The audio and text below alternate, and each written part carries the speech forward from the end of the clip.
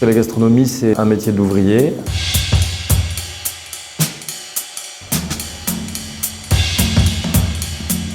J'ai démarré la cuisine assez tard puisque j'ai une formation d'abord littéraire puis artistique puisque j'ai fait des études d'art graphique. Et puis j'ai intégré l'école Ferrandi, ce qui m'a permis de faire des stages dans des grandes maisons étoilées. Et puis après quelques temps, j'ai fait l'ouverture du restaurant Agapé dans le 17e. C'est là que j'ai eu la première étoile au Michelin à 26 ans.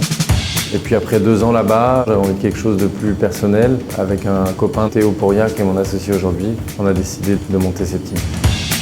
On a décidé de s'installer dans le 11e. C'est un quartier qui est à la fois branché et à la fois populaire. Ici, il y a plein de boîtes de production, des archis, des graphistes, des gens du cinéma.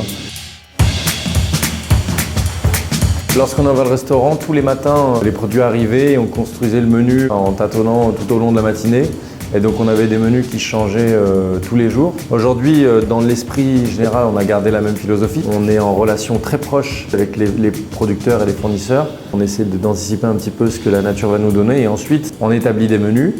Je suis issu d'une école de cuisine classique, mais en arrivant chez Alain Passard, ça m'a conforté dans l'intuition que j'avais qu'il fallait choisir plutôt une école et un style. C'était plutôt l'école de ce que Alain Ducasse aujourd'hui appelle la naturalité, c'est-à-dire une cuisine plutôt végétale, plutôt sensible, pas trop technique.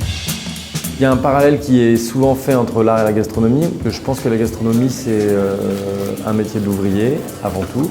C'est un métier difficile où on produit des repas quotidiennement, on ne fait pas des pièces uniques. On est obligé de se lever le matin et de produire midi et soir, contrairement à un artiste. Je pense qu'il y a évidemment des parallèles de travail sur la composition, la couleur, sur la créativité. Mais globalement, la vie d'un cuisinier est très très loin de la vie d'un artiste.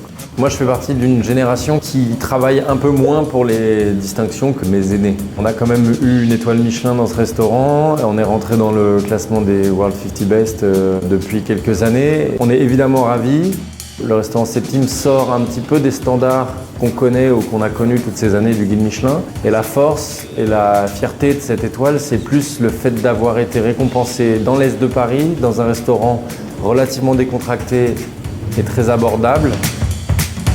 On n'a jamais aussi bien mangé à Paris que ces dernières années. On peut, dans le même voyage, découvrir un bar à vin, manger des escargots dans un bistrot et aussi aller manger dans un palace ou un 3 étoiles, une grande cuisine française et se régaler.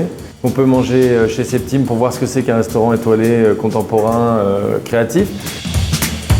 Je suis Bertrand Grévaux, chef et copropriétaire de Septime à Paris dans les 11e.